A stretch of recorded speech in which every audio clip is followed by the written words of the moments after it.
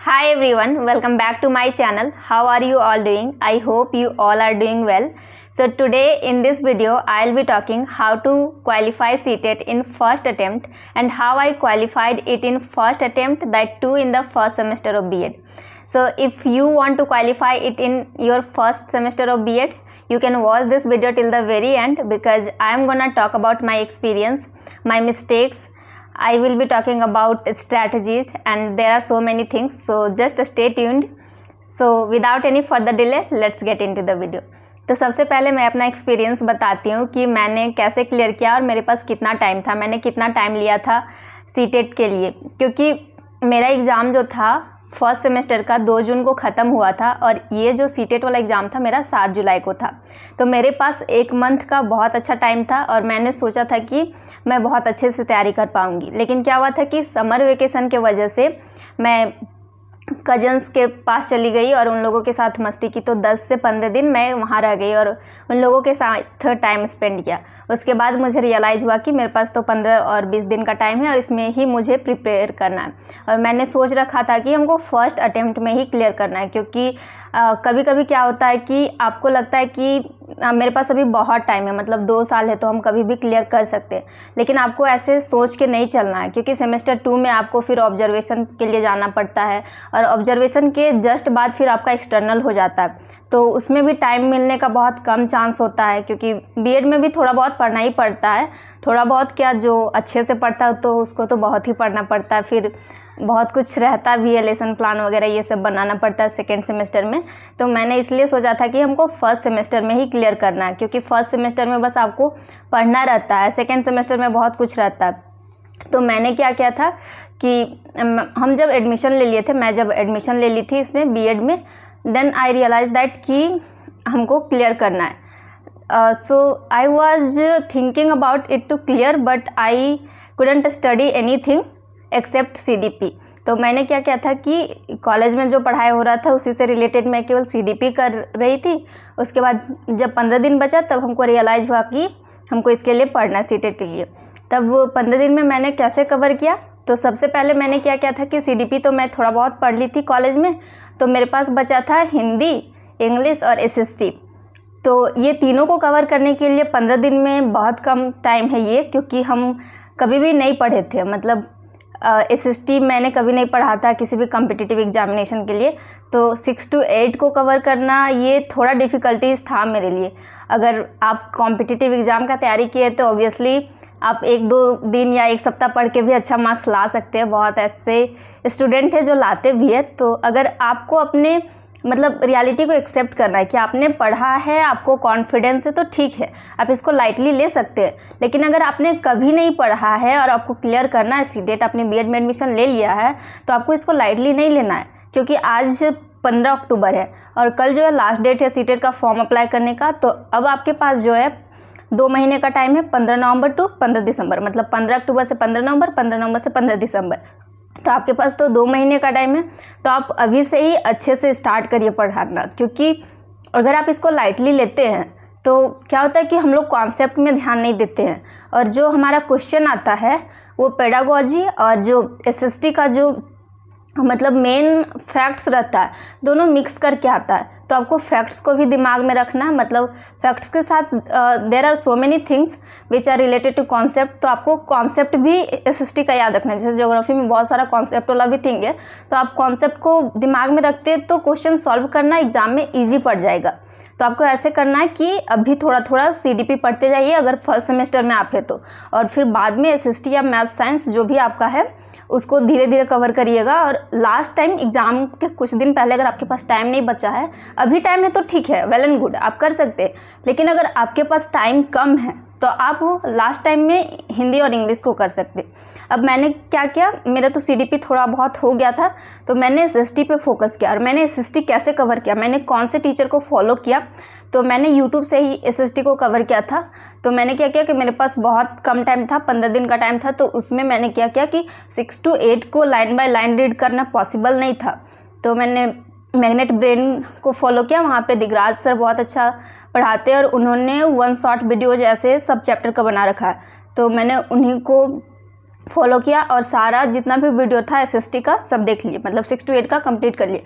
उसके बाद एक सर है सनी सर, शायद टीचिंग अड्डा में पढ़ाते हैं, तो वहाँ पे उन्होंने क्या करवाया था उस टाइम, मतलब एग्ज़ाम के टाइम, एग्ज़ाम बहुत नज़दीक आ गया था, MCQ करवा रहे थे जैसे 4-5 घंटे का, तो मैंने वो सब देख लिया था ताकि कुछ दिमाग में रह जाए, क्योंकि अगर आप एक बार NCERT पढ़ रहे हैं तो सारा फैक्ट दिमाग में रह जाए ये ज़रूरी नहीं है, बहुत ऐसा कुछ रहता है आप मिस आउट कर देते हैं।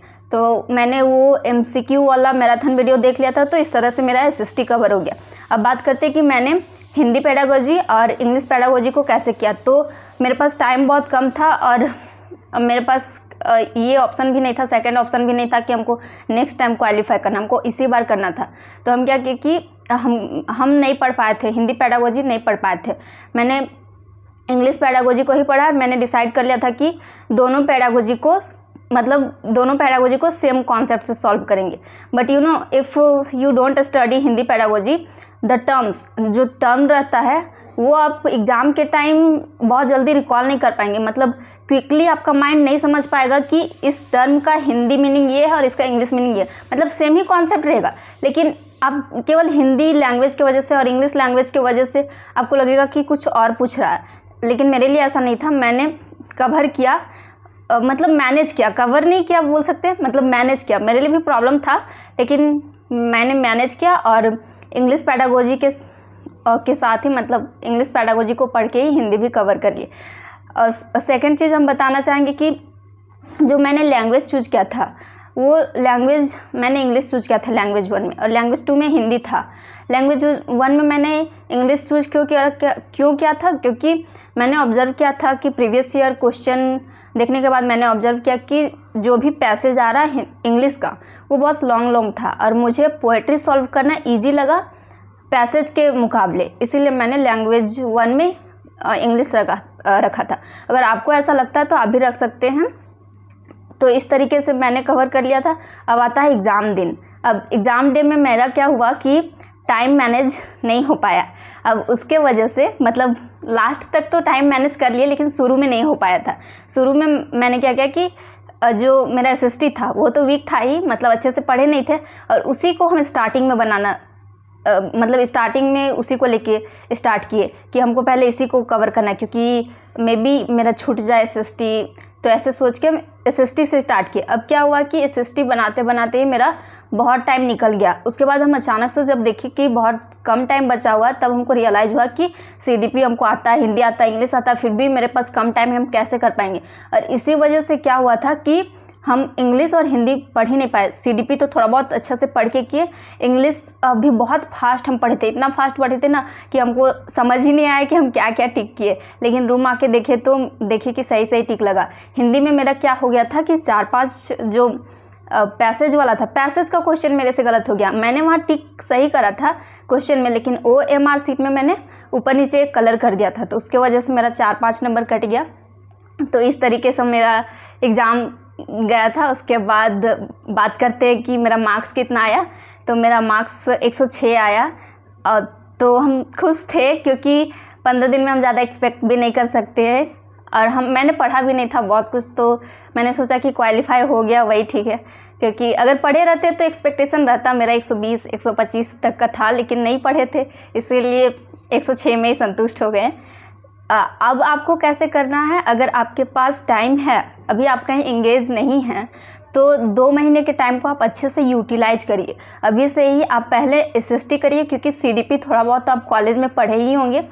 अभी हम आपको पहले फर्स्ट सेमेस्टर वाले स्टूडेंट को बता रहे हैं। अगर आप सेकेंड सेमेस्टर में चले गए हैं तो आपको ये चांस नहीं खोना है, क्योंकि नेक्स्ट टाइम जो है थर्ड सेमेस्टर में फिर से ऑब्जर्वेशन मिलेगा, और वो 4 महीने करेगा तो मे बी उसमें और टाइम ना मिले, और फिर नेक्स्ट ईयर ऐसा कहा जा रहा है कि सिलेबस चेंज हो सकता है। तो अगर सिलेबस चेंज हो गया तो और भी प्रॉब्लम हो सकता है, क्योंकि अभी नेगेटिव मार्किंग भी नहीं है, तो आप आसानी से इसको क्वालिफाई कर सकते हैं। बहुत ज़्यादा हार्ड नहीं है, मतलब इजी आप ले सकते हैं, इजी टू मॉडरेट समझ सकते हैं, आपके समझ में जैसा आता है। लेकिन ये बहुत हार्ड भी नहीं है। दूसरा चीज़ कि आपको बहुत लाइटली भी नहीं लेना है, क्योंकि अगर आप लाइटली लेते हैं तो कॉन्सेप्ट को आप अच्छे से नहीं समझते हैं। आपको कॉन्सेंट्रेट होकर वीडियोज़ को देखना है, क्योंकि अगर आप कॉन्सेंट्रेट होकर वीडियोज़ को नहीं देख रहे हैं ना, तो आपको लगेगा कि अरे ये तो बहुत ईजी है, फिर भी आपसे रॉन्ग हो जाएगा।